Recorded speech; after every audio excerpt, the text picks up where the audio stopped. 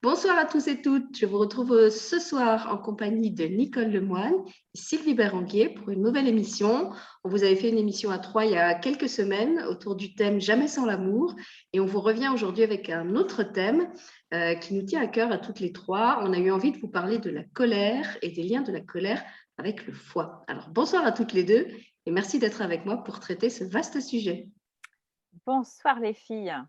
Je suis ravie de vous retrouver aussi et je vous parlerai en quelques mots de ce qu'est la colère et pourquoi c'est associé au foie. Sylvie, tu voulais peut-être aussi quand même poser 2-3 trucs? Ouais, un sacré sujet. Bonsoir Sylvie, bonsoir Nicole. Effectivement, ça va faire du bien à tout le monde de se décomplexer par rapport à la colère. Voilà, on vous a dit à plusieurs reprises, que ce soit avec Sylvie ou avec Nicole, que c'était important d'accueillir ces émotions, toutes ces émotions. On va enfoncer le clou encore ce soir parce que la colère fait vraiment partie de ces émotions mal aimées, refoulées, niées. Et pourtant, comme elles vont toutes les deux vous l'expliquer ce soir, la colère, c'est vraiment vital, c'est vraiment important de savoir la remettre à l'endroit, comme dirait Nicole, l'utiliser dans sa face positive. On avait expliqué dans l'émission précédente que toutes les émotions, elles sont un petit peu comme une gamme et elles peuvent aller ou vers l'excès ou vers le trop peu. Et l'idéal, c'est évidemment qu'elles soient à l'équilibre. Donc, Nicole va nous expliquer tout ça du point de vue de l'énergétique chinoise. Et puis, bien sûr, on vous expliquera aussi quoi faire avec la colère. Moi, ce qui m'a donné envie de faire une émission sur la colère, c'est que je trouvais qu'il y avait beaucoup de colère présente dans l'actualité, que ce soit au niveau social, au niveau collectif, que ce soit au niveau planétaire, à travers tout ce qu'on a pu observer au cours de cette année. On a l'impression que la planète nous dit ras-le-bol. On le ressent aussi à ce niveau-là. Et le but de cette émission, c'est pas de vous dire ne vous mettez pas en colère, c'est mauvais la colère, diabolisons la colère, vite mettons-la sous le tapis, la colère est mauvaise pour le taux vibratoire, vite fuyons-la. Non, le but c'est plutôt de vous apprendre quoi faire avec la colère, que faire quand on sent une colère qui monte en soi, pourquoi c'est là et surtout qu'est-ce que la colère vient nous dire, qu'est-ce qu'elle nous apprend en fait sur nous-mêmes et sur ce qu'on est en train de vivre. Donc, je laisse tout de suite la parole à Nicole pour qu'elle nous parle de la colère et du foie du point de vue de l'énergétique chinoise. À toi, Nicole. Oui, parce qu'effectivement, le foie, en tout cas, quand on travaille en médecine chinoise, chaque organe est associé d'un viscère, viscère et entrailles. Je ne vais pas rentrer dans le détail, mais foie est associé à la vésicule biliaire et ils prennent en charge, on l'explique comme ça, ils prennent en charge la colère. C'est-à-dire qu'à chaque fois, il y a une espèce de binôme organique qui va, énergétiquement parlant, prendre en charge une émotion. Et la colère, qui est donc une émotion, tout simplement, qu'une émotion, rien de grave, tout va bien, vous êtes des vivants, des êtres humains et vous avez le droit à la colère comme tout le monde. C'est un très bon outil, on va le voir ce soir, est associée effectivement, en tout cas prise en charge par l'énergie du foie et de la vésicule biliaire. Se faire de la bile, par exemple, c'est une forme de colère à la vie. On n'est pas toujours confiant, en fait, en la vie, et ça fait partie des expressions possibles. Le foie, il a plein de rôles et celui que je vais peut-être, poser aussi, là, ce soir, c'est qu'il a aussi un rôle dans le transgénérationnel. Pas souvent quelque chose de très connu ça. Il y a beaucoup de personnes, par exemple, qui vont me consulter parce qu'elles ont mal, dans leur corps, dans un muscle, elles ont des tendinites, par exemple, c'est-à-dire la tâche du muscle sur, l'os, hein, ou alors, dans le corps musculaire et puis ça passe pas et puis on court mais on a mal, on est obligé d'arrêter et bah, par exemple ça, c'est typiquement, force grande chance en tout cas, c'est l'énergie du foie qui est bloquée et il se peut fort qu'en fait une petite colère qui soit bloquée. Une petite colère qui soit en rapport avec ce que vous vivez, mais qui soit aussi un miroir de ce que dans la famille, souvent, c'est une façon familiale de vivre les choses et donc on respecte cette fameuse tradition familiale parce que sinon on aurait peut-être le sentiment de ne pas appartenir à nos familles et donc ainsi on va, alourdir et encore plus nourrir la tension musculaire. Voilà, ça c'est un exemple, mais c'est tout à fait ce qui se passe en permanence dans nos vies. C'est des espèces de petits miroirs. Notre corps, c'est vraiment un superbe outil. Quand vous ressentez quelque chose, il y a pas de mensonge. Vous ne vous mentez pas. C'est comme l'envie de pisser, vous voyez? Vous êtes pas en train de vous demander si le voisin va vous autoriser à y aller. Non, c'est l'heure pour vous. Bah, là, c'est exactement pareil dans ce ressenti-là, quand vous êtes en colère et ben, il est important que vous puissiez l'exprimer parce que, de toute façon, si vous ne l'exprimez pas, cette énergie du foie vésicule biliaire, va s'en charger et puis ça peut désorganiser sur plein d'autres choses, en fait.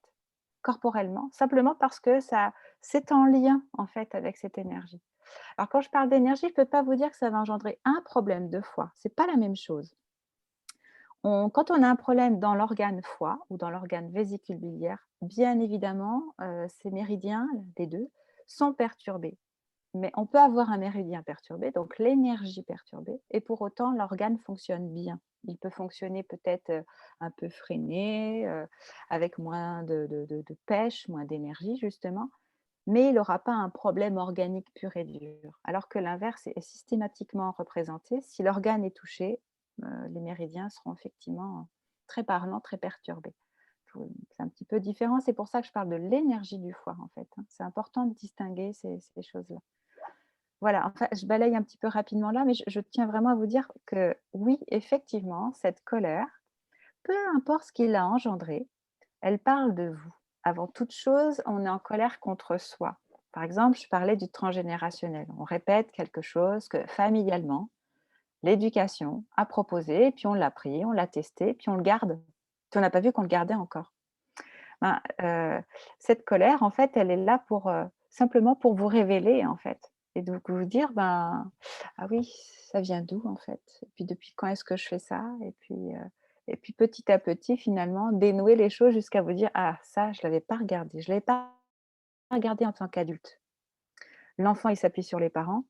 L'adulte est censé en tout cas s'appuyer sur lui. Ça ne veut pas dire qu'il ne va pas écouter ce qui se passe autour.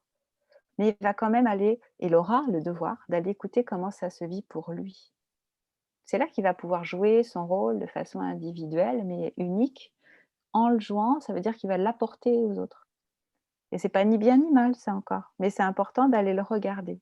Qu'en tant qu'enfant, on n'ait pas eu trop de choix, on va dire ça comme ça, on est allé expérimenter des choses. Ben, pourquoi pas? C'est vrai, on est entouré de personnes, on veut se sentir appartenir à ce groupe, à ce clan. Mais après, au niveau de l'adolescence, c'est justement et là, il y en a des colères, hein. L'adolescence, c'est justement l'âge où on va aller, regarder ce qu'on nous a dit, ce qu'on nous a demandé d'apprendre, ce qu'on a dupliqué et puis on va faire du tri. Donc il y a des choses qu'on va vraiment jeter entièrement, il y en a qu'on va modifier, puis il y en a qu'on va garder. Mais ce qui est important, c'est de voir cette colère, elle va permettre de passer à l'action aussi. Donc c'est tous ces jeux-là, alors ça ne veut pas dire qu'enfant, on n'ait pas le droit non plus à la colère, hein, là, les enfants aussi font des colères et c'est très, très bien. Mais c'est un outil, prenez-le vraiment comme un outil. Une émotion, c'est une information. Ça vous explique juste ce que cette chose à l'extérieur se raconte à l'intérieur de vous. Comment ça se vit déjà à l'intérieur de vous. Donc, ce que je veux vous dire par là, c'est que c'est important de savoir que ça parle de vous. Je ne suis pas en colère à cause de ce qui se passe à l'extérieur, mais du fait de croire ça pour moi. Parce que je le crois moi-même, j'ai besoin que ça se dise autour, à l'extérieur, pour me dire: «OK, c'est ça qui me dérange». Parce que je crois ça pour moi. Je vous raconte juste une petite anecdote. Il y a quelques années de ça, j'étais en vacances en famille, l'été, tout ça, on va très bien, détendu, allongé, près d'un plan d'eau. Donc on s'était baignés, tous en maillot de bain, en train de sécher sur la serviette. J'avais mes 2 adolescentes, une de chaque côté, puis on était en train de faire, je ne sais plus, des mots fléchés, enfin bref, peu importe quoi. Il y a un ballon en cuir qui m'est arrivé dans la figure. Bon, ça m'a pas fait très plaisir, bien évidemment, mais en fait, c'est surtout que je me suis vue exploser. Je suis partie en colère, mais comme ça, sans qu'on m'ait demandé, quoi que ce soit. Et j'avais mes 2 adolescentes qui me regardaient à me dire: «Mais tu te tais, oui, mais ça va pas bien, quoi». Rien que dans leur regard, je sentais l'interdit d'être en colère. Et moi, j'étais devant un petit bonhomme qui avait peut-être 4-5 ans, c'est tout. Et puis je lui ai dit: «Mais ça va pas, mais il faut faire attention, regarde, il y a du monde, regardez, il y a du monde autour de vous». Enfin, et tout en voyant que je m'observais, je me disais: «Bah, ça va pas bien de te mettre dans cet état-là». Et ce qui est assez extraordinaire, c'est qu'à ce moment-là, en même temps que j'étais en colère, je me disais: «Beh, oui, là, tu es en train de te mettre en colère, mais au fond, bah, ça change pas ce que tu es. En fait, tu es toujours la même Nicole. Voilà, en fait, tu peux même t'aimer de la même façon». C'est pas que j'aimais être en colère, hein, mais j'apprenais à voir que, bah, ça changeait absolument pas ce que j'étais. C'était très ponctuel, là. C'était juste en train de me traverser, de sortir, mais que ce que j'étais profondément, bah, ça changeait pas, en fait. Et ça a tout arrêté, ça a tout stoppé et c'est rentré dans l'ordre, en fait. Mais je vous dis pas la tête de mes ados, puis quand le bum est parti avec son ballon en s'excusant platement: «Excusez-moi madame, excusez-moi». Elles m'ont fait une morale de dingue parce que j'avais été en colère et que ça ne se faisait pas. «Mais maman, tu te rends pas compte?» Bon, voilà, en fait, bah, elles avaient sûrement besoin, elles, de se mettre en colère après moi, de se dire que: mon Dieu, la honte». Bon, à côté de ça, cette colère, elle a été juste arrêtée très vite parce que, bah, oui, en fait, ça change rien. Là, ponctuellement, qu'est-ce que ça dit de moi? Il y a que moi qui pouvais aller le regarder, mais est-ce que ça changeait quelque chose de moi? Rien, que dalle. Juste une expérience ponctuelle. Je sais que Sylvie, tu voulais dire quelque chose sur les enfants à ce sujet-là, mais peut-être tu peux rebondir sur ça, mais en tout cas, je trouve que ça, c'est important, savoir que, bah, ça change pas ce qu'on est, quoi. Vous pouvez vous détendre, hein, même si vous êtes en colère régulièrement. Il faut juste prendre le temps de se dire: «Est-ce que ce ne serait pas quand même un schéma auquel je crois?»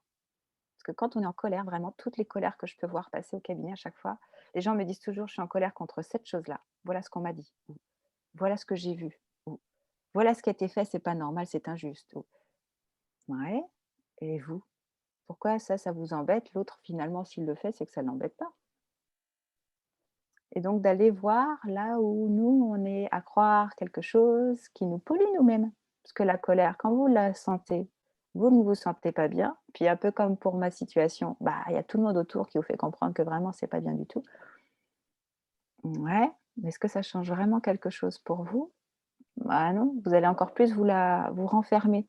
Donc est-ce que vous pourriez pas aller un tout petit peu plus loin et regarder d'où ça vous vient en fait? Qu'est-ce qui ferait que ce serait pas bien? Non pas d'être en colère, mais heu, si la colère est là, c'est que vraiment il y a une part de vous que vous n'accueillez pas, en fait.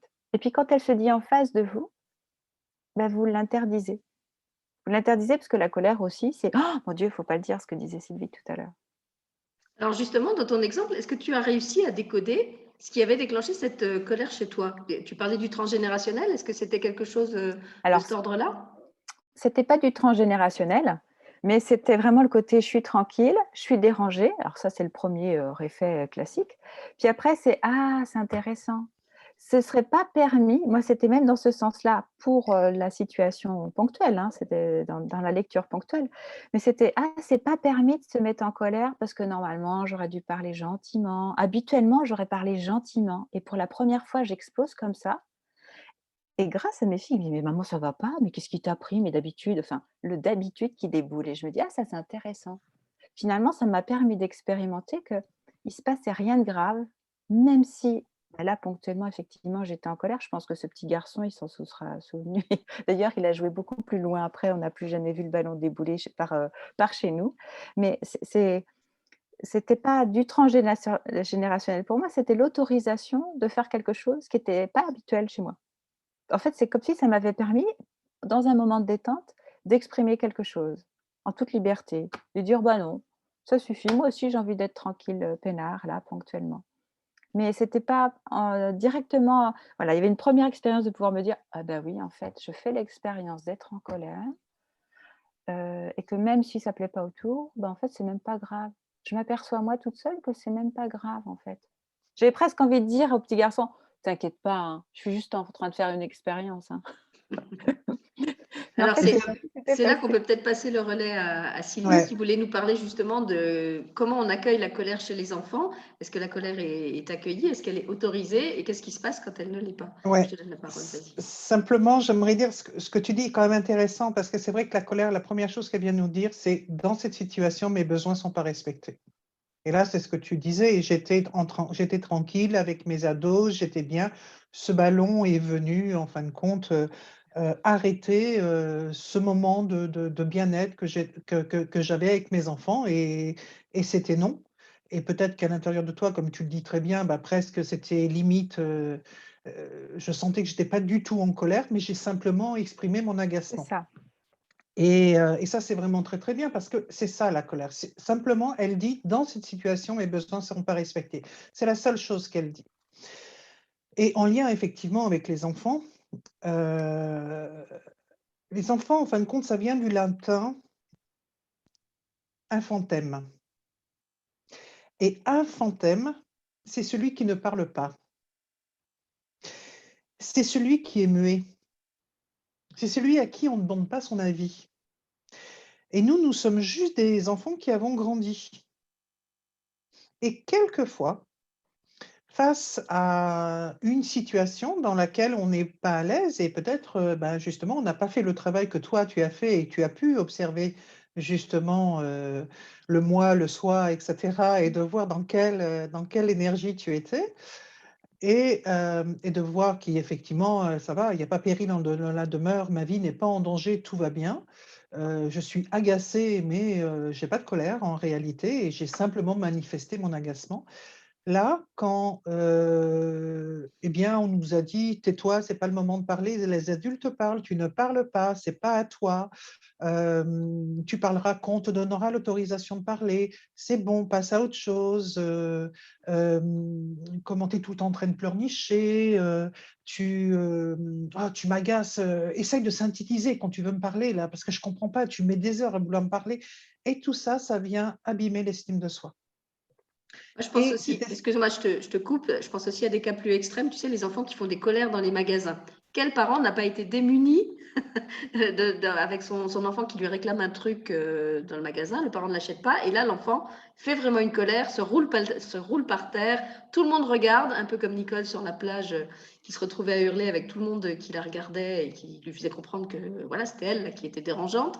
Et donc, il y a ces enfants qui sont là, qui sont dans le magasin, qui se roulent par terre, et les parents qui souvent ne savent pas trop comment ils doivent réagir. Alors, tu as ceux qui crient plus fort que l'enfant, tu as ceux qui essayent de disparaître ou de promettre que l'enfant sera puni, mais très vite d'abord il faut sortir du magasin.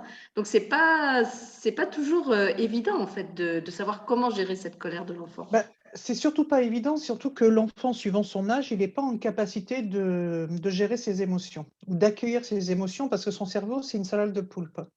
Donc, du coup, c'est une éponge et dès qu'il va avoir une frustration, pour lui, c'est un tsunami et donc il ne sait pas appréhender cela. Et si le parent, justement, cet enfant qui a grandi, qui est devenu un adulte, puis un parent, n'a pas appris non plus à gérer ses émotions, ça va être, 2 personnes immatures qui vont, communiquer. Et l'un ne saura pas, accueillir, la détresse de l'autre. Et donc justement, ça va être, la montagne et à un moment, ça va exploser. Alors soit ça va exploser en intelligence et l'adulte va se mettre à la hauteur de l'enfant et va communiquer avec lui.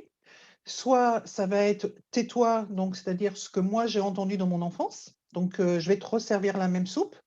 Et là, bien sûr, l'enfant, ne pouvant pas gérer, parce que c'est vraiment une souffrance dans sa tête, hein. Il faut savoir que c'est vraiment une décharge électrique qui arrive dans sa tête. Donc, le cerveau d'un enfant est vraiment immature. C'est vraiment qu'à l'adolescence qu'il commence à y avoir ce que l'on appelle du perfectionnement. Et on dit souvent, c'est pas possible, mon enfant, il pète des câbles. Mais c'est réellement ce qui se passe en plus. Il pète des câbles, c'est-à-dire qu'il a moins de systèmes neuronaux et il devient expert. Et là, on les voit complètement comme s'ils devenaient à l'état gazeux, liquide, etc. Ils se transforment totalement parce qu'effectivement, il se passe réellement quelque chose dans le cerveau. Mais l'enfant à qui on n'autorise pas à parler, et l'enfant, lui, il est à la hauteur de sa vue. Il faut savoir en plus que la vue d'un enfant, elle est comme ça au début. Elle n'a pas de vue totale, Périphérique. périphérique, merci. Elle n'a pas du tout, parce que la vue périphérique, elle se développe quasiment jusqu'aux 25 ans, quoi. Et après, quand on vieillit, elle recommence, hein, donc c'est un peu le truc. Mais bon, il faut savoir quand même, c'est pour ça que les parents, des fois aussi, peuvent se mettre en colère parce que l'enfant, ils ont l'impression qu'il traverse la route sans regarder. C'est qu'ils ne peuvent pas. Il faut savoir qu'un enfant de 12 ans, il a une vue comme ça, hein. Il n'a pas une vue comme ça. Donc, c'est vraiment ce que nous voyons de notre taille d'adulte et de notre développement du système visuel, l'enfant n'a pas le même. Du coup, si on ne sait pas se mettre réellement à la hauteur de l'enfant, de sa compréhension, de sa physiologie, eh ben, c'est comme si moi, je parle anglais et je parle avec un Chinois, quoi. On va juste pas arriver à se comprendre. On va Alors parler. justement, qu'est-ce que tu recommanderais à ce moment-là aux parents qui est face à la colère de son enfant? Tu lui ferais reformuler, tu demanderais à l'enfant de formuler ses besoins? Alors Comment déjà, tu ça dépend de l'âge réagirais? de l'enfant, parce que est-ce qu'il peut déjà exprimer son besoin? Ça dépend de l'âge de l'enfant, mais déjà se mettre à la hauteur. Mais quand je dis à la hauteur, c'est vraiment à la taille de l'enfant. Moi, par exemple, je suis à 1,83 m, hein, donc quand mes enfants étaient petits, il fallait que je redescende hein, quand même. Et suivant la résistance que j'avais à mes propres émotions, quelquefois, je n'arrivais pas à redescendre. Hein. Donc, il m'est arrivé effectivement de crier des fois plus fort que mes enfants. Ça n'a jamais solutionné quoi que ce soit. Hein. Donc là, c'est vraiment se mettre à la hauteur visuelle de l'enfant et que l'enfant sache qu'il est reconnu dans son besoin. Et là, déjà, si on a un contact visuel, l'enfant va se sentir considéré. Et là, on va lui poser la question, mais tu as besoin de quoi? Tu veux quoi? Parce que l'enfant, peut-être qu'il a juste envie d'attirer l'attention parce que maman ou papa n'est jamais là, papa et maman est toujours au travail, il ne voit jamais. Et c'est peut-être la seule attention qu'il peut avoir de son parent en réclamant quelque chose. Il est juste en fin de compte, réclamer l'attention du parent, mais il va le faire avec ce qu'il a comme moyen, c'est-à-dire qu'il va prendre un jouet. Mais à l'arrivée, le jouet, il n'en a rien à faire parce qu'il va jouer 2 fois avec et il va le laisser tomber. Donc, il s'en fout. Hein. Je C'est crois que Nicole veut intéressant, réagir. oui, parce que dans l'exemple que tu proposes, Sylvie, alors les deux Sylvie d'ailleurs, hein, quand tu parlais dans les courses, là, le parent qui voit l'enfant faire une crise, il y a celui aussi qui est à côté d'un manège et puis t'as pas le temps et puis oh là là, si, et puis il y a la crise qui déboule. Dans les deux cas de figure, alors pour l'avoir expérimenté, pour l'avoir aussi offert beaucoup à mes patients, il y a une petite astuce toute simple. Alors, c'est ce que tu décris aussi, hein, Sylvie Berenguer, c'est effectivement d'accueillir la parole de l'enfant, c'est dire: «Ah tiens, il se passe quelque chose» et je fais pas comme s'il se passait rien. Donc, «Tiens, bah oui, qu'est-ce qui se passe? Tu aimerais aller dans le manège? Ah oui, ah oui, ah bah tu irais où si on avait le temps là? Tu monterais dans quoi?» L'enfant, il a même pas entendu si on avait le temps, il entend déjà: «Ah, tu monterais dans quoi?» Donc il est déjà en train de regarder: «Ah ben moi je prendrais le cheval ou je prendrais l'hélicoptère».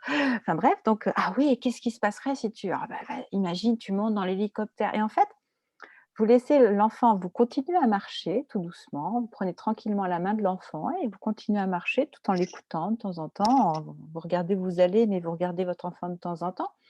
En l'écoutant et en posant des questions, en le laissant parler finalement sur ce que lui, il aurait imaginé s'il était monté dans cet hélicoptère et qu'est-ce qui se passerait? Est-ce que tu crois que tu aurais la fameuse queue du Mickey? Et si c'est dans un rayon, c'est exactement pareil avec l'objet. L'objet, alors ça peut être n'importe quoi, hein. Parfois, c'est des objets qui savent très bien ne pas être de leur âge, mais pour attirer l'attention, ce que tu disais Sylvie, ils vont quand même choisir ça et dire: «Bah, alors qu'est-ce que tu ferais? Alors s'il y avait ça, qu'est-ce que tu ferais avec ça?» Et c'est parti, ils sont dans leur imaginaire. Et quand on imagine quelque chose, et surtout chez les enfants, mais c'est encore vrai chez nous, hein, quand on imagine quelque chose, on est en train de le vivre. C'est-à-dire que là, il y a, sur le plan du ressenti, des émotions, puisque la colère est une émotion. Hein. Et une émotion, c'est quoi? C'est une information. C'est tout. C'est qu'une information. Ça toque à la porte, je ne sais pas ce qu'il y a, donc je vais aller ouvrir. Hop, ça y est, j'ai accueilli l'émotion. Je prends l'information, merci, au revoir, hop, je referme la porte. Cette information, est-ce qu'elle a sens pour moi? Si elle fait sens pour moi, un peu ce que je disais tout à l'heure pour mon anecdote, ça va passer. C'est-à-dire, je vais très bien la laisser passer, en fait. Si elle ne fait pas sens pour moi, je peux la déposer. En fait, j'ai peut-être pas besoin de ça, merci, au revoir. Mais dans l'autre sens, cette fois-ci, j'ai rien à en faire. Et puis parfois, on sent qu'il y a quelque chose à en faire, mais on n'est pas prêt. Il n'y a pas de souci, c'est bon. On a déjà fait le premier pas qui s'appelle l'accueil. Donc, avec le temps, on pourra accepter ce qu'elle vient faire et vient dire de nous. Mais en tout cas, cet enfant, je sais qu'à tous les coups, ça marche. Quand on lui propose de faire ça, de raconter, d'imaginer, de parler sur ce que ça évoque pour lui ou pour elle, ça marche à tous les coups. Ça l'apaise direct. Oui, d'autant qu'on sait que pour le cerveau, en fait, et en particulier, comme tu disais, pour le cerveau d'un enfant, il n'y a pas de différence entre ce qui est vécu dans la matière et ce qui est vécu dans l'imaginaire. Donc, en Tout fait, à c'est fait. comme si sa frustration, elle était déjà réglée rien que par le fait d'imaginer qu'il a l'objet entre les mains, qu'il est en train de jouer avec. Donc, merci Nicole Ben, je le t'en prie. bon. Il n'y a même pas de frustration. C'est ça qui est génial, c'est qu'il n'y a pas le temps de frustration, donc il n'y a pas de mémoire de frustration, donc il n'y aura rien à libérer parce que tout est déjà en train de se vivre pleinement là dans l'instant. Voilà, ces Et enfants quand, n'auront pas mal au foie. voilà. Et une dernière chose, parce que tout à l'heure, Sylvie, tu parlais de la vue, effectivement, Oui, etc. Et puis, il y a quelque chose d'important, c'est le mouvement. Quelque chose qui va beaucoup mettre en colère les enfants. Et là, je pense aussi au système scolaire, parce que j'en vois beaucoup, moi, avec mon métier, à travers ça. On parle beaucoup de la concentration, la difficulté de concentration, etc. Et ça me met beaucoup en colère les instituts, les élèves et leurs parents. Et bien en fait, il faut savoir que quand on parle à un enfant et qu'on lui demande vraiment de nous écouter, mais de nous regarder quand on lui parle, hein. Bon, bah, jusqu'à 6-7 ans, ça ne sert à rien de leur demander de vous regarder droit dans les yeux, parce que c'est quand ils regardent ailleurs qu'ils sont encore plus à capter en fait ce qu'ils entendent. En fait, c'est comme s'ils chantaient un sens pour pouvoir perfectionner un autre sens. Donc déjà, les enfants tout petits, on oublie quoi, jusqu'à 6-7 ans au moins. C'est énorme, hein, mais parfois c'est jusqu'à 8 ans pour certains, hein.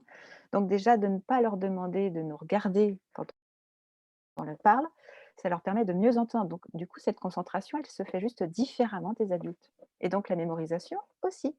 Donc, quand à l'école, on leur demande tous de regarder dans le même sens, hein, autour, je sais pas moi, d'un banc, par exemple, on va raconter l'histoire, la maîtresse demande aux élèves de se mettre tous sur le banc autour pour écouter l'histoire, ben, il ne faut pas qu'elle demande à ce que les élèves la regardent. Parce que là, c'est râpé, c'est sûr, ils n'auront pas écouté, ils n'auront pas retenu, parce qu'on leur a enlevé plus de la moitié, en fait, de leur capacité mémorielle. Donc, il ne faut pas demander à un enfant jusqu'à ses 7-8 ans révolus de nous regarder pour qu'il mémorise. Et puis après, effectivement, il y a besoin du mouvement. C'est-à-dire que le mouvement, c'est notre premier outil de mémorisation. On parle souvent du visuel et de l'auditif, alors que le tout premier, c'est le kinesthésique. C'est par le mouvement. Il suffit de voir les bébés, quand on les porte, en fait, ils ont la mémoire de ce mouvement. D'ailleurs, ils sont portés, c'est la première chose qu'ils perçoivent dans le ventre. Et donc, ça reste en nous tout le temps, ça. C'est pour ça que moi, par exemple, je ne sais pas si vous faites attention, je parle toujours avec mes mains. Et puis quand je me concentre, hop, je regarde fixe, un endroit fixe quelque part, et je fais tout le temps ça au cabinet. Parfois, les gens se retournent pour voir ce que je regarde. Je dis non, je suis juste en train de me concentrer. Mais j'ai gardé certains schémas finalement de l'enfant qui sont très inscrits, et je sais que je suis très vigilante auprès des enfants parce que je sais que ça va faire partie de leurs outils. Donc de demander à un enfant de ne pas bouger, de rester assis sur une chaise et puis d'écouter, eh ben là, c'est pareil, on en perd plein des élèves. Et c'est pas parce qu'on a mal fait son travail d'enseignant, c'est simplement qu'on lui enlève son premier outil, qui est le mouvement. Et donc, dans ces cas-là, avec ces enfants-là, c'est important qu'ils puissent bouger. Alors, certains font du vélo, par exemple, dans certaines classes, ou d'avoir un ballon de Klein. C'est pas très grave si on est en train de faire ça. Voilà. Ou de jouer avec une pâte molle, par exemple, ou une gomme. Les gommes, si ça tombe par terre, ça fait pas de bruit, c'est pas gênant. Voilà. Mais en tout cas, d'avoir la possibilité de bouger pour pouvoir mieux mémoriser. Et il n'y a pas de colère, il n'y a pas de frustration dans ces cas-là non plus. Ça n'a pas le temps de s'inscrire dans « Oh là là, j'en ai marre, on ne me respecte pas, on ne m'a pas entendu ». Ah oui, C'est plus tu as apaisé. raison de dire ça parce que c'est très difficile des fois de comprendre les codes des enfants. Moi, je me souviens, j'ai un de mes fils, quand il était en train de réfléchir, il levait les yeux au ciel. Et ça, c'est moi, dans mon éducation, tu lèves les yeux au ciel, c'est quand même limite, tu insultes, quoi, hein. Et là, c'est qu'il était en train de réfléchir. Et j'ai été convoquée, je ne sais pas combien de fois par les enseignants en me disant, votre fils est irrespectueux. Alors, je leur ai dit, mais alors dites-moi les mots qu'il dit. Ah non, non, mais il ne parle pas. Alors, j'ai dit, alors explique-moi, il lève les yeux au ciel. Je dis, non, il n'est pas irrespectueux. Il est en train de construire sa réflexion. Donc, il lève les yeux au ciel parce qu'il est en train de chercher l'information. Et je dis, vous prenez ça pour comment de l'irrespect. Mais ce n'est pas ça du tout. Il est en train de se concentrer réellement pour pouvoir vous répondre. Et comme en plus, vous êtes tout le temps vers lui en train de nous demander, bon, alors tu vas me répondre, du coup, ben, lui, il est complètement énervé et il panique, donc il est encore plus obligé de se concentrer. Et comme mon fils est comme beaucoup d'enfants, effectivement, et ben, il fait 36 000 choses à la fois, devoir ne rien faire, et tu fais bien de mettre l'accent sur le mouvement, devoir rien faire pour bien se concentrer, ça lui demande une énergie de dingue.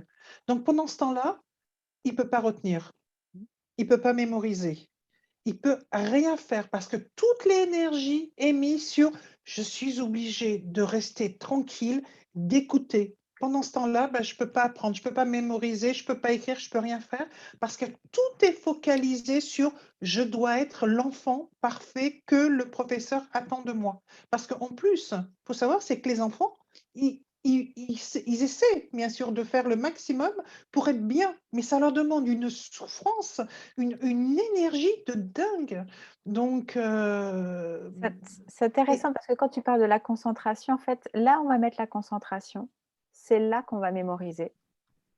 Donc, en fait, si effectivement je prends toute cette énergie pour me concentrer sur le non-mouvement, je ne pourrais pas prendre l'énergie pour me concentrer sur ce qui est dit. exactement. Et donc, je Alors vais moi, mémoriser quoi? j'aimerais qu'on se reconcentre sur la colère, parce que là, on est en Oui, train de dévier vers les stratégies d'apprentissage avec les enfants, et c'est un autre sujet, passionnant oui. certes, mais ce n'est pas celui de ce soir.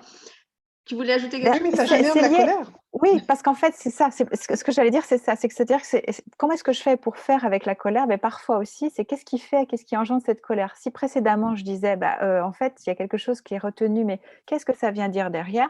C'est exactement ce qu'on est en train de dire là. Qu'est-ce que ça vient dire derrière? Ben, ça veut dire qu'en fait, moi, mon besoin, il n'a pas été respecté. Je ne peux pas me mettre en paiement. Et pourquoi est-ce que je suis en colère? Parce que je ne me mets jamais en place vraiment. Finalement, là, typiquement, dans l'exemple qu'on donne, l'enfant, dans ces cas-là, il ne se met pas lui en place dans son apprentissage parce qu'il souhaite vraiment apprendre comme tous les autres enfants ou les adultes, etc. Non, il est obligé de convenir à l'adulte. Et donc ça va le mettre en colère parce qu'il a fait pourtant le maximum pour, et puis il va quand même avoir des colères et il aura quand même les mots dans le carnet, alors qu'en fait, il a fait le maximum et que ça ne correspond pas à son apprentissage. Donc, ça rejoue, c'est pour ça c'est pas vraiment dévié, hein, c'est simplement de dire voilà les exemples de colère chez les enfants et voilà pourquoi ça amène à ça. Parce que vraiment, la colère, c'est une information comme toutes les émotions, mais de façon spécifique, c'est quelque chose qui va être, tu l'as dit, interdit, tabou, refoulé. On a le droit d'être joyeux. On admet un peu la peur, parce qu'on est de plus en plus obligé de l'écouter quand même. Et puis bon, la tristesse, mais tu sèches vite tes larmes parce que c'est quand même pas rigolo de te regarder pleurer, hein. Mais alors, si tu pouvais ne pas être en colère, ça nous ferait du bien, hein, des vacances même. Voilà. Là, on parle des enfants, mais c'est valable aussi, par exemple, dans le milieu Bien sûr. professionnel. Je pense aux personnes qu'on a quelquefois dans les ateliers avec Nicole, hein, les ateliers Comment arrêter de souffrir, qui nous parlent de leur rapport avec leur supérieur hiérarchique, par exemple, ou des personnes qui vivent ou qui interprètent ce qu'elles vivent comme des vexations, des humiliations, bref, des situations qui génèrent de la colère. Et on disait, avant de lancer l'enregistrement de cette émission, que la face positive de la colère, et Sylvie a commencé à le dire en parlant du non-respect des besoins, c'est aussi c'est un peu l'instinct de survie, la protection de soi. En général, quand on se met en colère, c'est qu'effectivement, il y a quelque chose qui ne nous convient pas, qui nous met profondément mal à l'aise. Donc, on l'exprime de cette manière-là, qui n'est pas toujours effectivement la plus adaptée. Quelquefois, c'est le seul modèle qu'on a eu là aussi en tant qu'enfant pour apprendre à dire ça ne me convient pas. Et j'aimerais que Sylvie nous parle un petit peu de ce qui se passe dans le corps au niveau physiologique lorsqu'on se met en colère. Parce que je me souviens que tu avais dit ça dans une émission, une autre émission qu'on avait faite ensemble, et j'avais trouvé que c'était vraiment révélateur. Disons que la colère, avant de la... Comment? Comme tu dis, de dire ah, c'est horrible, c'est une émotion extraordinaire. Parce que effectivement, elle est juste en train de dire à l'autre mes besoins ne sont pas respectés, donc je suis important, il faut quand même que tu fasses attention. Et la colère va générer effectivement une hormone qui s'appelle la cortisol, que moi j'appelle le pompier en fin de compte du corps. Et dès qu'il va y avoir un petit peu de colère, effectivement, le corps va s'enflammer. Et donc, la cortisol arrive comme un pompier qui viendrait effectivement éteindre le feu. Mais si la colère s'exprime trop, justement, c'est fait comme des portes ouvertes dans un immeuble. À ce moment-là, ça va faire un appel de feu. Et là, tout le feu va envahir le corps. Et là, c'est tout le corps qui est enflammé. Et là, par contre, on peut difficilement faire quelque chose. Et vraiment, ce qu'il faut savoir, c'est qu'une minute de colère, c'est 1 heure sans défense immunitaire. 2 minutes, 2 heures, etc. Donc, le temps que les défenses immunitaires qui sont dans les intestins, hein, c'est là où dans notre système acido-basique, hein, si je ne fais pas d'erreur, vont se construire. Là, à ce moment-là, le pH étant trop acide, c'est terminé, il n'y a plus de défense immunitaire. Donc, quelqu'un qui est très en colère pendant très longtemps, eh bien, en règle générale, eh ben, elle peut être aussi malade. Et elle ne comprendra pas pourquoi dès qu'il y a un rhume qui passe, c'est pour elle, dès qu'il y a un lumbago où elle s'y a mal, clac, c'est pour elle, torticolis constamment, elle se fait constamment des entorses parce que justement, bah, elle n'est pas posée pour regarder un peu où elle marche, donc elle va être en colère contre tout. Et comme elle est en colère, quand on rentre chez elle, eh peut-être que il va y avoir un vase qui va être un petit peu déplacé sur la gauche et clac, je pars encore en colère. Bref, elle est en colère du matin au soir. Comme elle est en colère du matin au soir, elle a son système immunitaire donc complètement déréglé, donc elle fait des insomnies, elle est en anxiété constante, ça génère du stress, bref, elle a l'impression qu'elle ne va jamais s'en sortir. Tout simplement, c'est que son taux de cortisol dans le corps est trop important et au bout d'un moment, ça devient délétère. Ça impacte des organes. Et là, ça peut être sa survie après, hein. Donc, c'est pas n'importe quoi quand même, la colère. La colère est une énergie extraordinaire. Elle nous fait passer à l'action. Elle nous permet d'oser. Donc ça, c'est une énergie extraordinaire. Par contre, si elle n'est pas bien accueillie, si elle n'est pas bien conscientisée, si elle n'est pas bien comprise, et que l'on va dans la manifestation de la colère, comme je l'ai dit, je crois que c'était, je ne me rappelle plus à vrai dire cette émission, mais il n'y a pas très très longtemps, si c'était dans la dictature du bien-être, il n'y a pas très longtemps, pas très loin d'ici, il y a un monsieur qui a manifesté sa colère dans une ville qui s'appelle Clisouy, qui est non loin d'ici, parce qu'il y avait un problème de facture. Il est allé dans une entreprise avec un couteau, il a manifesté sa colère à travers l'autre. Résultat, il a tué un gamin de 18 ans quand même.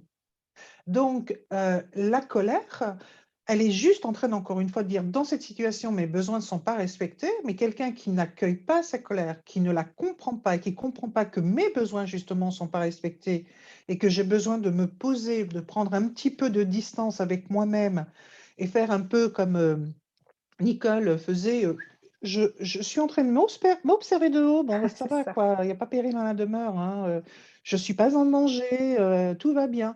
Et là, de me dire, bon, ok, c'est qu'une facture, c'est vrai que ça s'accumule en ce moment dans ma vie, mais peut-être parce que je suis tellement en colère que, voilà, j'ai le mur, il est là.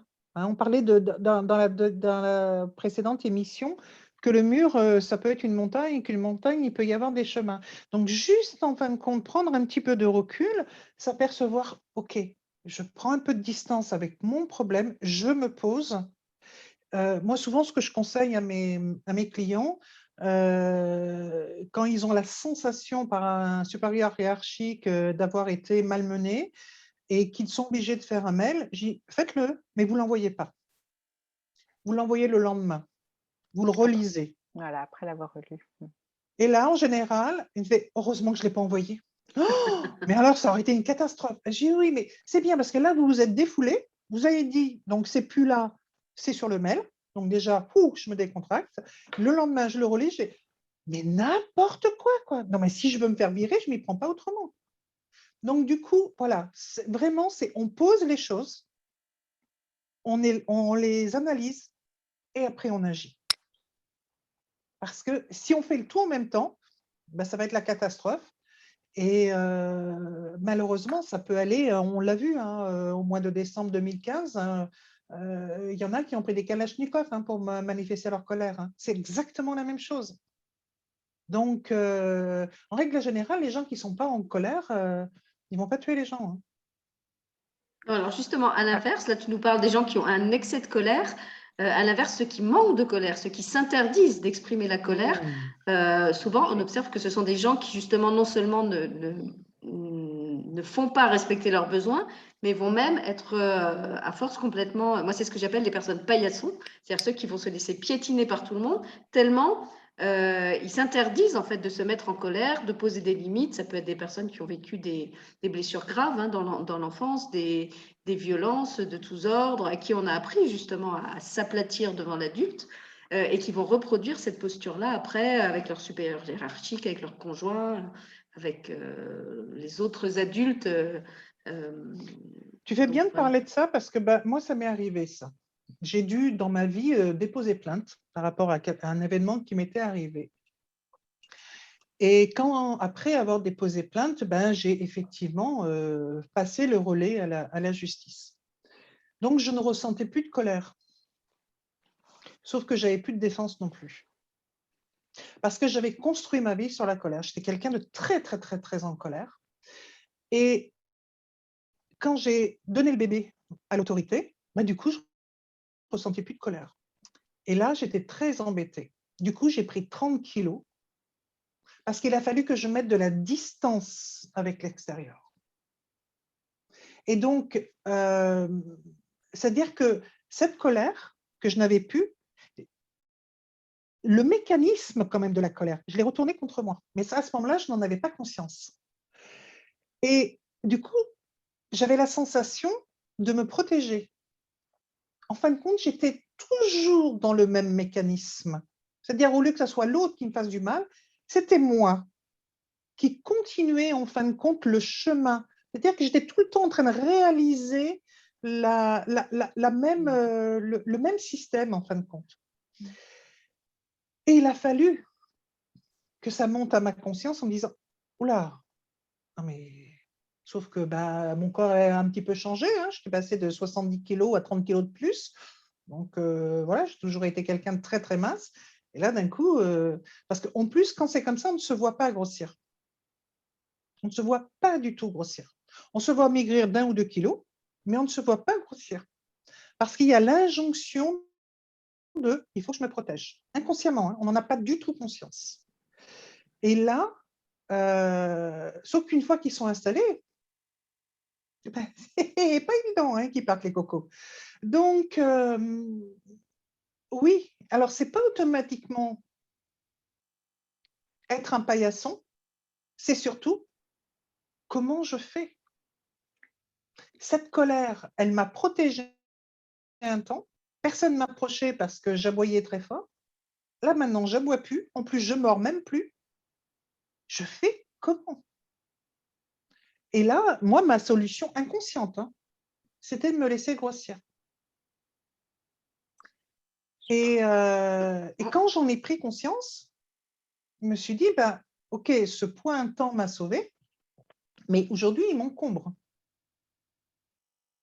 Donc, sauf que les injonctions inconscientes qu'on s'est mis à l'intérieur de soi, on ne sait pas où elles nichent, justement. Donc après, il faut aller détricoter tout ça pour aller voir l'injonction primordiale. Et après, dire, mais alors si je change, est-ce que je me mets en danger? C'est-à-dire ce pourquoi, par exemple, j'ai porté plainte, est-ce que je risque de nouveau être dans cette situation? Et là, c'est quelque chose qui est très difficile. Alors là, vraiment, il faut vraiment être accompagné pour vraiment détricoter ça et arriver à comprendre que, OK, tu as été en colère un temps, tu n'en as pas conscience, mais tu es en train de retourner la colère envers toi, sauf que tu n'exprimes plus. Donc, tu n'es pas en colère, parce que moi, je n'étais plus du tout en colère, mais je n'étais plus rien du tout non plus. Hein. Parce que j'avais pas… En fin de compte, ce mouvement que tu disais de vie, là, il ne s'exprimait plus. Et là, c'est…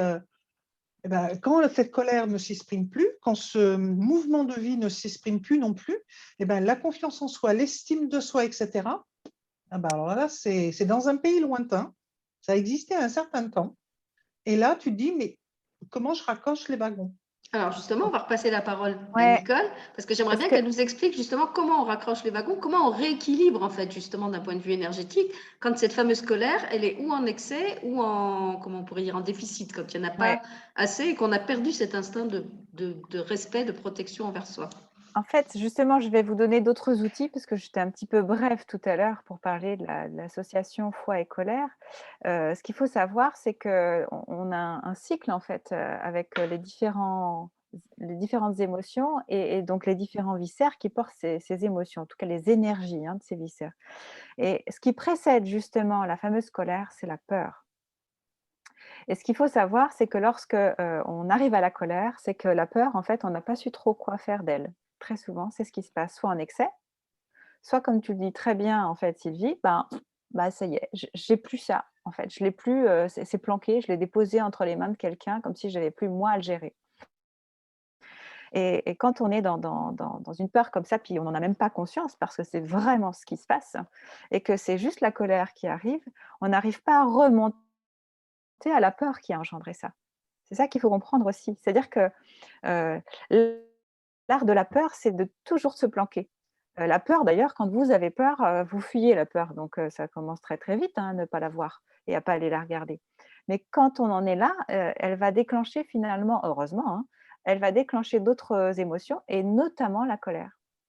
Et normalement, la colère, quand effectivement on arrive à la digérer, c'est-à-dire quand on arrive à voir ce qui nous a mis en colère et comprendre que c'est une part de soi finalement, ce qui a déclenché par exemple la procédure qui fait que tu te tournes vers la loi pour que ça se mette en place, eh bien, il y a forcément eu alors une colère dirigée vers un extérieur. Et en fait, la colère dans ces cas-là, c'est dire stop à un schéma, un peu ce qu'on disait tout à l'heure avec les enfants qui disent stop à un schéma, ou parce qu'ils trouvent que les parents ne s'occupent pas d'eux, ou parce qu'eux ont besoin finalement de d'autres outils pour se concentrer et pour apprendre. En tout cas, il y a un stop. La colère permet vraiment de dire stop. Et à la fois, il y a quand même, une fois qu'on a dit stop à l'autre, il y a un accueil à faire avec soi-même. Ça ne suffit pas de dire stop à l'autre. Ça veut dire, eh ben, ok, j'ai mis stop, c'est bien, dans la vie humaine, il fallait ça, il fallait que je me positionne, en gros, c'est ce que ça sous-tend. Mais moi, en fait, comment est-ce que je fais pour aller m'accueillir? Et c'est là où après, il y a le travail d'aller regarder les peurs, d'aller regarder autour de ce quand c'est arrivé. Euh, eh bien, comment est-ce que je me regardais? Quelle image de moi j'avais? Qu'est-ce que je vivais? C'est finalement remonter un petit peu le temps et avec ce remonter le temps, de regarder ce que je vivais, comment je le vivais. Là, on va voir qu'il y a eu des peurs, on va voir qu'il y a eu des relations qui ne nous ont pas plu, on peut les appeler parfois des relations toxiques, c'est à quoi on dit stop justement. Mais en fait, on peut remarquer aussi que d'autres personnes côtoient la personne à qui on a dit stop, ils ne semblent pas dérangés et d'ailleurs, ils sont même respectés par cette personne. Ah! Ah ça, c'est sacrément curieux quand même. Parce que normalement, si vraiment c'était l'autre le problème, tout le monde devrait avoir le même problème avec cette personne. C'est pas le cas. C'est toujours intéressant d'aller discuter avec les autres personnes. Dire: «Mais comment tu fais toi avec cette personne? Parce que moi, j'y arrive pas. Moi, j'ai qu'une envie, c'est de le mettre au porte-manteau». Et donc déjà, ça peut donner des outils. Ça peut permettre aussi de réaliser qu'on n'est peut-être pas en place. On n'ose peut-être pas se positionner. On est peut-être déjà sur la défensive. Il faut savoir que si je suis sur la défensive, c'est que j'attends l'attaque. Sinon, ça ne sert à rien de se défendre. Et donc, du coup, si je suis déjà sur la défensive, c'est que je considère qu'une relation, c'est forcément sur le mode bataille. Mm. Et ça, c'est mon problème. Ça veut dire que déjà, je n'ai pas confiance en la vie. Et je n'ai pas confiance en moi, d'être moi, quel que soit ce qui m'entoure. Et quand je dis quel que soit ce qui m'entoure, je peux prendre l'exemple de la météo. Vous allez trouver que c'est un exemple très banal, mais pourtant, il est très parlant. Parce que quelle que soit la météo extérieure, ce que je suis ne changera pas. Et je vous promets que quelles que soient les personnes qui seront autour de moi, ce que je suis ne changera pas. Mon comportement peut changer, mais ce que je suis ne pourra jamais changer. Et c'est petit à petit, comme le disait Sylvie tout à l'heure, en étant accompagnée, qu'on remonte en fait ce fil. Et puis qu'on se dit, ah, je vois. En fait, j'ai peur d'être ce que je suis. Waouh, découverte. Je veux être heureuse, je veux me sentir bien et j'ai peur d'être heureuse en fait et d'être moi. On arrive toujours à un moment donné à ça. C'est Peu importe le intéressant. temps. Ouais, c'est intéressant ce que tu dis et que tu dises avec la tempête parce que c'est vraiment ça. Parce que je dis souvent à mes clients, parce que j'aime bien aussi les métaphores comme ça parce que ça permet vraiment de mieux comprendre. Vous avez le choix. Vous pouvez observer la tempête et voir ce qui se passe et de voir si ça vous concerne ou pas. Ou vous pouvez être dans la tempête et voir la manifestation de la tempête et être dans le tourbillon. Donc après, vous avez le choix. Et quand on a le choix, on a la puissance qui va avec, parce qu'il y a le sens de ce que l'on veut.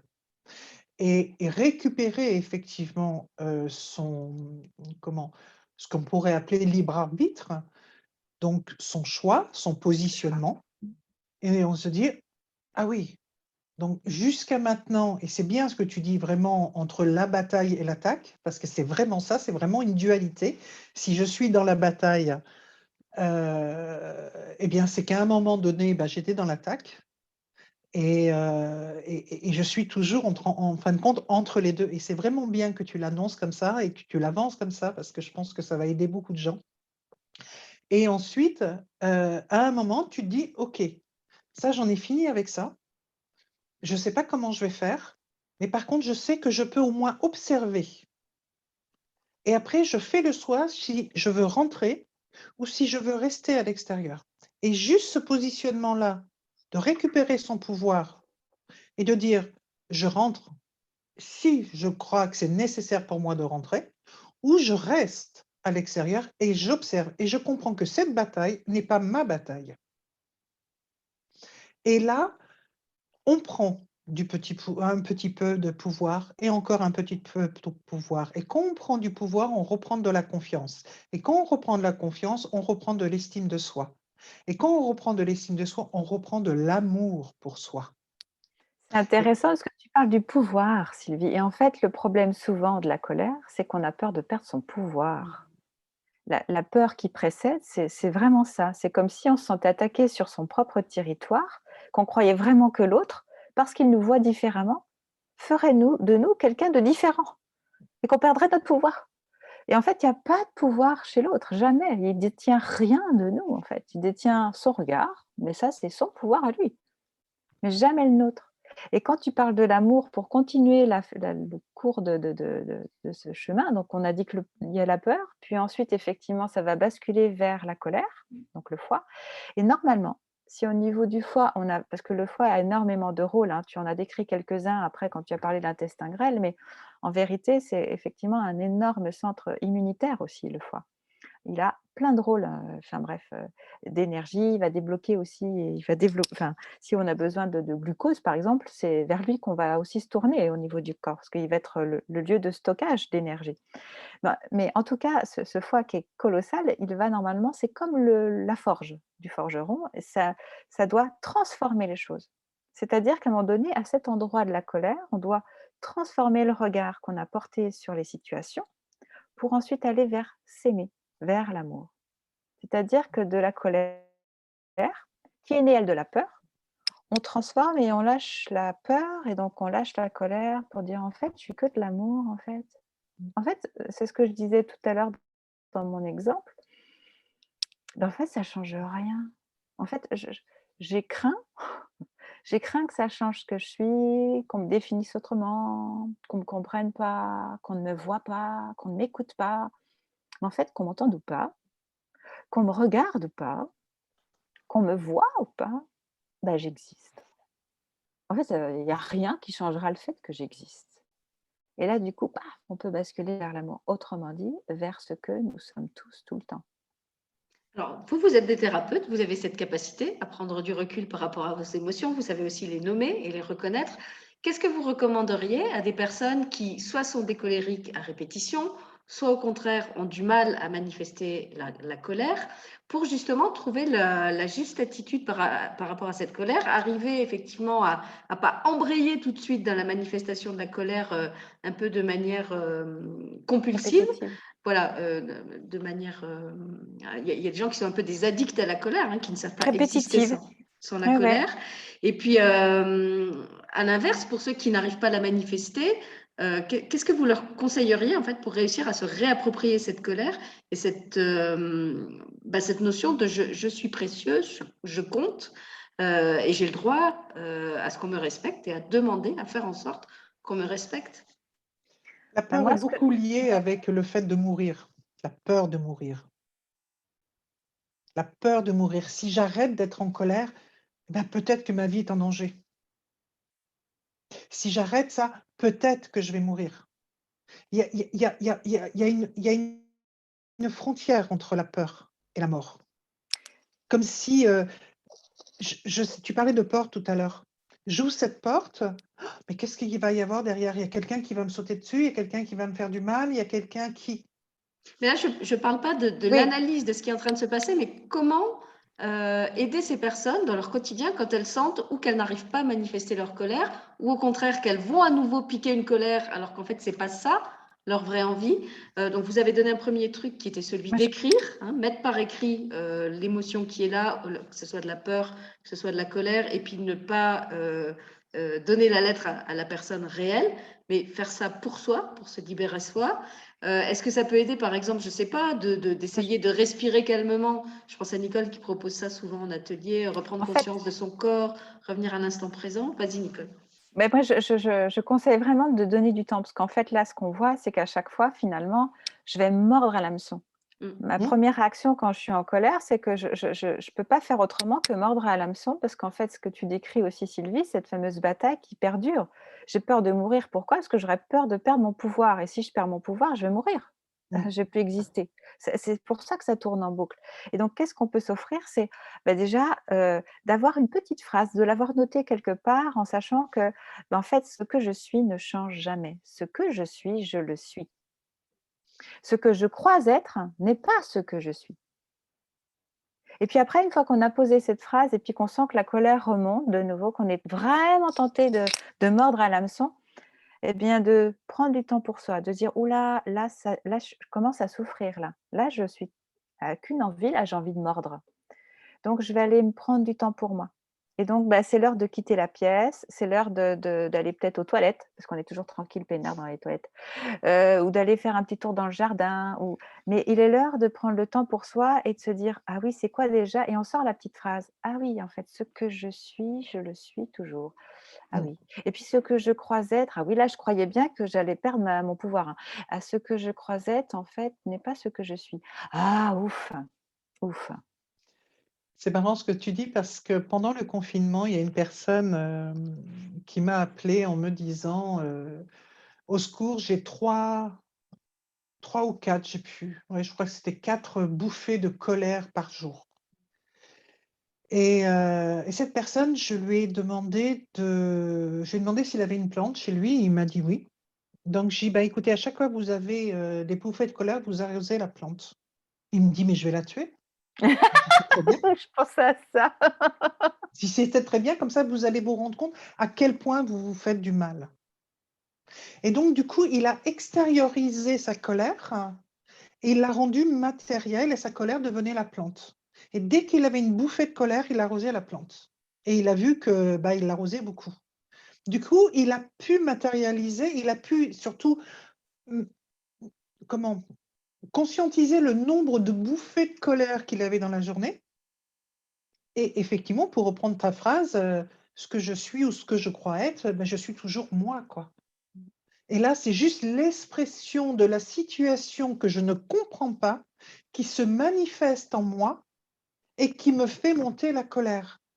Mais si je regarde bien, je suis en sécurité, je risque rien parce que c'est vrai que les injonctions qu'on avait quand même pendant le confinement, c'était lourd quand même, c'était voilà, tout le monde allait mourir au même moment, enfin bon bref. Et là, c'était vraiment extrêmement difficile. Et là, la personne se rendait compte que chez elle, effectivement, il n'y avait pas le Covid, elle était en sécurité, tout allait bien. Au fur et à mesure, elle a pu se poser. Et elle a fichu la paix à la plante. Hein. Donc, du coup, la plante va beaucoup mieux. Et elle aussi. Donc, c'est vraiment, tu vois, pendant que tu disais ça, moi, j'ai pris ça, c'est qui est un petit bout de tissu. Voilà. Et souvent, quand les gens sont en colère, je leur demande de manifester leur colère en prenant ça. Et au bout d'un moment, il me parle tout doucement, parce que la colère, elle s'est mise là. Et là, justement, il me regarde, il fait « C'est sympa votre truc ?» Je dis « Ben oui. »« Ah mais je suis plus en colère. » Ben non, parce que votre colère, en fin de compte, il était en train de parler de ce qui les mettait en colère. Et au bout d'un moment, elle était dans la main, la colère. Et là, il me dit « Mais de suite, je vais la tuer ou est-ce que… » Je dis « Écoutez, je vous invite même à le fabriquer. Il y a du riz dedans. Voilà, faites un petit tissu, vous mettez du riz et vous l'avez avec vous. » Et à chaque fois que vous sentez cette colère, vous parlez de ce qui vous met en colère. Et vous malaxez bien la colère, là. Et au bout d'un moment, eh ben, on ne ressent plus de colère. Par contre, on a des crampes à la main parce qu'on l'a tellement mis qu'on se dit: «Ah oui, mais ça fait mal». Eh ben oui, la colère, ça fait mal. Mmh. Et vous vous faites mal. Et du coup, ils arrivent, donc soit c'est la plante, soit c'est ça ou ça peut être, l'énergie, hein, ouais, à force d'être en colère, tu es comme ça aussi, hein, tu as plus de peps, hein. Donc c'est vraiment, arriver à matérialiser, à la sortir de soi et Ça, de c'est vrai. voir. Pour les enfants, c'est pareil quand, c'est des petits, mais je sais que chez dans beaucoup de familles, ils ont des punching balls et je leur dis: «Mais, allez-y, exprimez-vous, vous êtes en colère, vous sentez que là, ouais, il faut qu'elle expulse, mais allez voir votre punching ball et dites-lui bonjour». Et chez les enfants plus petits, parce que le punching ball, c'est un peu difficile, c'est un coussin, tout simplement un coussin et puis, bah, c'est mou, on risque pas de se faire trop mal, même si effectivement, physiquement, il va y avoir une décharge, mais au moins, voilà, on se décharge dessus et des enfants qui vont dehors, ils vont courir, je leur demande taper dans le ballon, et une fois que physiquement parlant, avec des tours de vélo ou autre, ça y est, ça a déchargé, là, on peut se poser et puis on peut avoir d'autres supports. Donc ça peut être écrire, ça peut être faire un coloriage, un dessin, mais un coloriage, on ne fait pas attention au bord. C'est vraiment pour se défouler et puis quand on est prêt, on peut peut-être mettre des mots. Et en fait, il y a comme des étapes. C'est comme s'il Mmh. fallait accepter finalement qu'il y ait des certaines étapes et donc oui, bien évidemment qu'on peut aussi aller vers quelque chose de plus doux, d'expressif, mais progressivement seulement et ça, il faut vraiment accepter que ce soit un processus.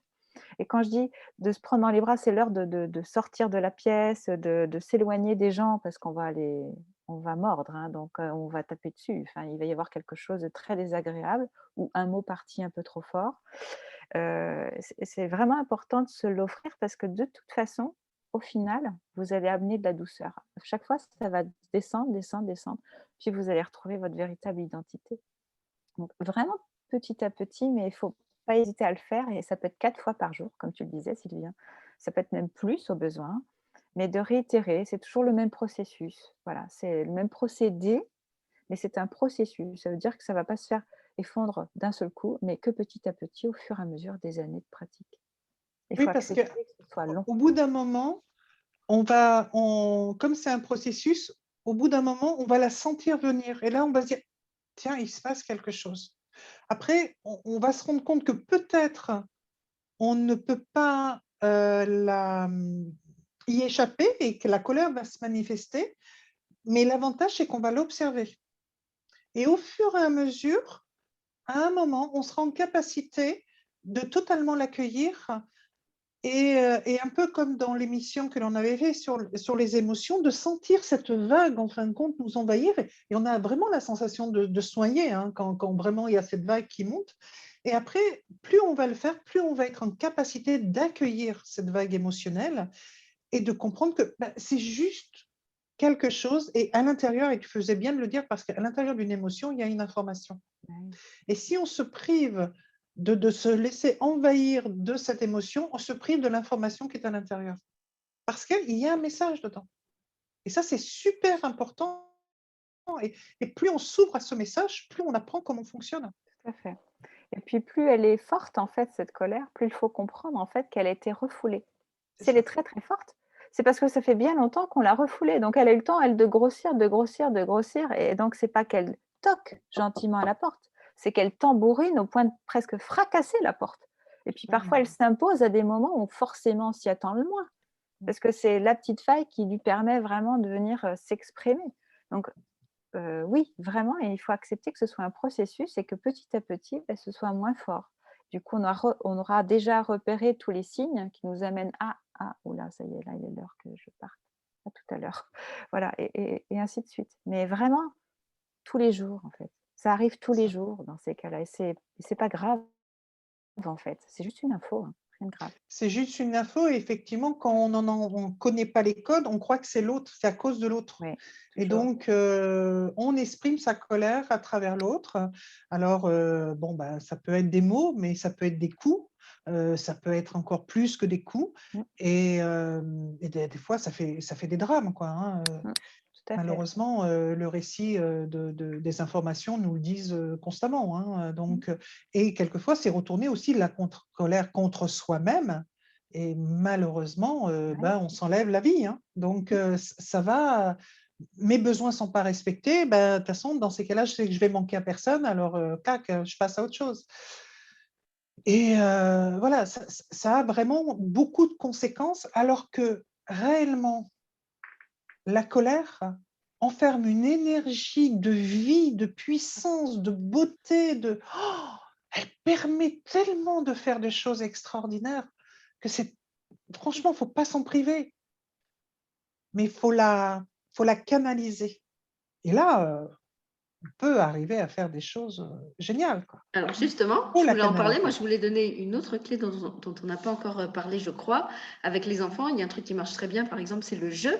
On peut jouer la colère, on peut jouer à être le tigre, la panthère, le monstre. Donc, quand vous en avez un qui est en colère, vous pouvez lui faire jouer un personnage colérique qui a besoin je sais pas, de tuer tout le monde, de faire un carnage. C'est le jeu. Dans le jeu, tout est permis. Donc, il n'y a pas de tabou à la colère, il n'y a pas de punition à la colère. Donc, ça marche très bien avec les enfants.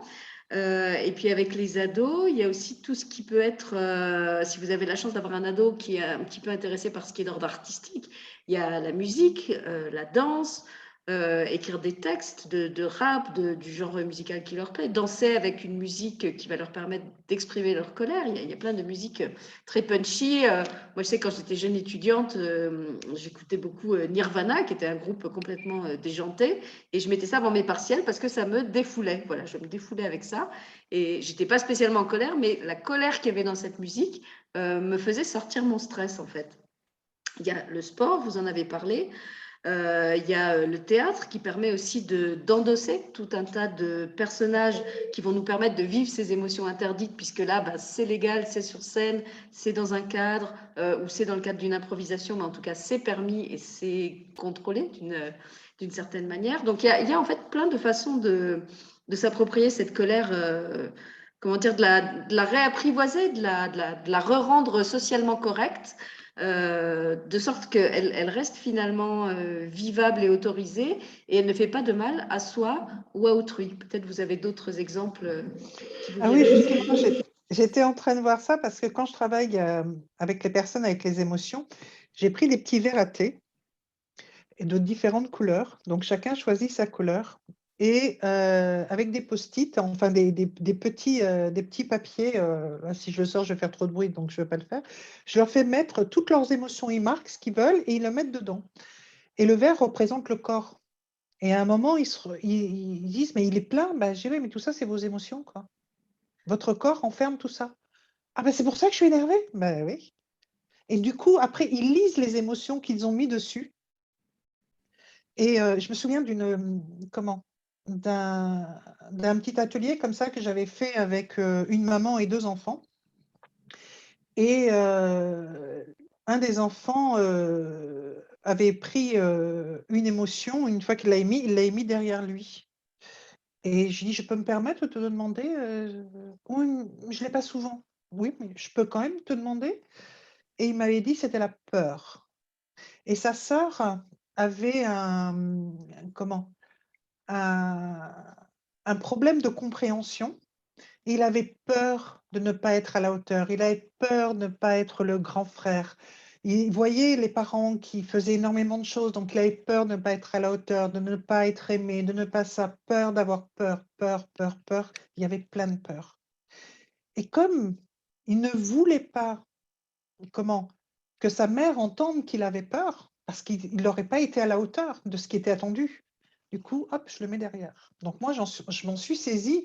Du coup, on a parlé de ça. Et on a parlé de la peur avec la maman, avec la petite fille, etc. Et je me souviens que la maman, en sortant, parce que les garçons, la petite fille a dit à son frère, tu sais, moi aussi, j'ai peur des fois. Ah bon, tu as peur? Ben oui. Du coup, les 2 enfants ont parlé de leur peur et ils sont sortis en joyeux, ils rigolaient. La mère me dit, mais tout va changer, quoi. C'est la première fois qu'on arrive à parler de ça. parce qu'on l'a fait, comme tu dis, d'une façon ludique. Et bah, c'était juste un petit bout de papier, c'était juste un mot. Et là, ça a permis de tout déposer. Et du coup, ils se sont autorisés à parler de ça. Et ils ont pu le reproduire à la maison et de le faire ensemble. Parce que c'est rien, quoi. C'est juste un verre, c'est juste des papiers. Mais ça représente beaucoup de choses. Nicole, tu voulais réagir? Oui, non, mais c'est tout ça. En fait, quand tu parlais des jeux de rôle, je trouve qu'effectivement, c'est un très, très bon outil. Et il y a des ados qui adorent les vidéos, par exemple. Ils adorent, je sais pas moi, les séries, les films, etc. Et notamment les séries. Et donc, quand il y a des personnages qui correspondent aux émotions, finalement, qu'ils ont, qu'ils traversent, c'est un très bon moyen d'aller s'amuser à leur donner le prénom de la personne qui est par exemple très souvent en colère dans la vidéo et hop, ça y est, il y a quelque chose qui démarre et ça, il y a un petit pas de côté qui est fait tout en permettant quand même que l'émotion sorte. Et puis du coup, ça amène à discuter aussi de ce qui a déclenché ça. Et puis du coup, d'aller regarder ce que ça signifie pour le jeune ou pour l'adulte ou le jeune adulte. Parce que c'est ça, à chaque fois que tu as regardé, c'est quelle est cette peur qui est cachée derrière, que la colère essaie de manifester et qui m'empêche de m'aimer. Parce que c'est toujours ça le process en fait. Donc, quelle est la part de moi que je n'utilise pas, qui est là et qui me tend les bras, comme tu disais, Sylvie, c'est extrêmement riche finalement, parce que ça développe, en tout cas, ça enlève le couvercle, ça dévoile une belle part de soi, la colère. C'est pas la colère qui est belle, c'est pas confortable d'être en colère. Mais en attendant, ce que ça veut dire, c'est magnifique en fait. Ah, totalement. Son message qui est beau. Et ce qui est très aidant aussi, c'est quand on peut y associer l'humour, Ouais. parce que l'humour, déjà, c'est la capacité de prendre de la distance, on a parlé, Ouais. de prendre cette fameuse distance par rapport à l'émotion qu'on vit.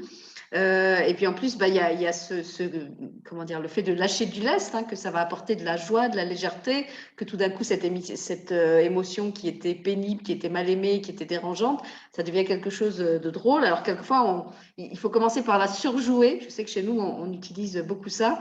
Quand il y en a un qui a une émotion, alors l'autre le fait parler, mais vraiment en le poussant dans ses extrêmes limites, et puis jusqu'à ce que ça devienne caricatural, comme si le personnage se déformait peu à peu, un peu comme une grosse baudruche.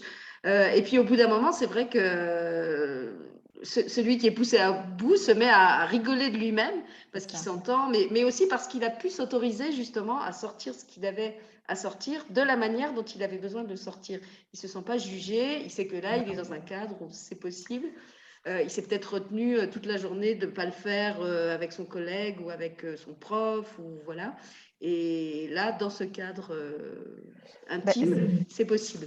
C'est finalement d'ironiser, finalement. Oui. C'est comme si on parvenait à s'ironiser. Et nous, je sais qu'à la maison, il y a une blague qui, du coup, est devenue la blague dès que quelqu'un se met en colère, et puis quand il y a quelqu'un qui veut surenchérir, et que ça recommence un tout petit peu, hop, ça y est, tous les autres disent « Oh, popcorn !» C'est le signal de « Oh, chouette, on est au cinéma, on est en live !» Et donc, ça fout. D'un seul coup, il y a la colère, ouais, vous êtes agaçant, parce que oui, c'est agaçant, parce que d'un seul coup, tu peux pas ne pas voir, tu sais, la fameuse observation que je faisais tout à l'heure, tu peux pas ne pas regarder ce qui est en train de se jouer, te dire, oh mince, j'ai remordu à l'hameçon. Mais c'est pas grave, en fait. Oui, chez nous, c'est Voilà. avec les gens Ça qui se dédramatise. plaignent. En fait, mon fils écoute beaucoup de rap. Et dans des discussions qu'on avait eues, je lui avais expliqué que souvent, ce que je n'aimais pas chez les rappeurs, c'est qu'ils se posent dans une position de victime et ils se plaignent. En fait, ils se plaignent de la banlieue, du fait qu'ils sont rejetés, qu'ils sont mal aimés, que leur avenir est bétonné, blablabla. Bla, bla, bla.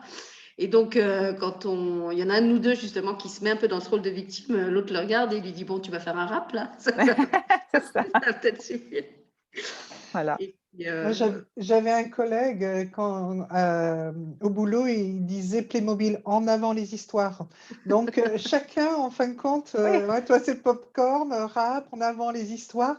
Et c'est ça, en fin de compte, parce que ça dédramatise. C'est ça. Et tout le monde a joué au Playmobil. Hein. Oui. Et en avant les histoires, ouais, c'est vrai, c'est n'importe quoi ce que je suis en train de faire.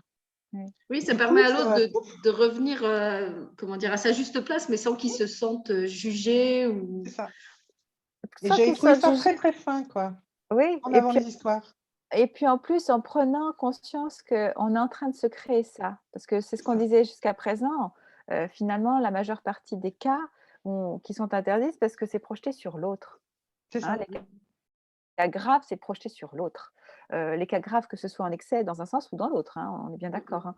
Et là, d'un seul coup, c'est la prise de conscience presque régulière avec ces petits gimmicks, puisque c'est comme un gimmick, un truc qui se répète à chaque fois.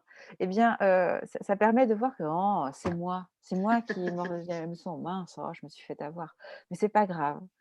Euh, Et c'est ça parce que ça devient joyeux au bout oui, d'un moment. Parce que on finit par se moquer de soi-même en disant c'est ça. mais n'importe quoi, Sylvie, hein, n'importe quoi, quoi. T'es en train de te faire encore un cinéma, quoi. Et du coup, et c'est là où l'humour peut arriver, C'est justement, ça. parce qu'on voit son cinéma, quoi.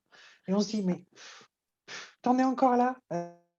Ah bah, dis donc, c'est bien la peine d'avoir fait toutes ces années de développement personnel. Et il y a encore du boulot, ma vieille.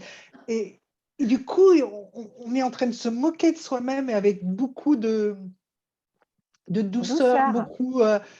Et on se dit, allez, viens, viens, on va faire un câlin, quoi. c'est Et on ça. prend son coussin, parce que moi, c'est beaucoup ça. Je prends un coussin, je le mets sur moi et je me fais un câlin. Mais c'est ça, quoi. Et on se prend plus au sérieux.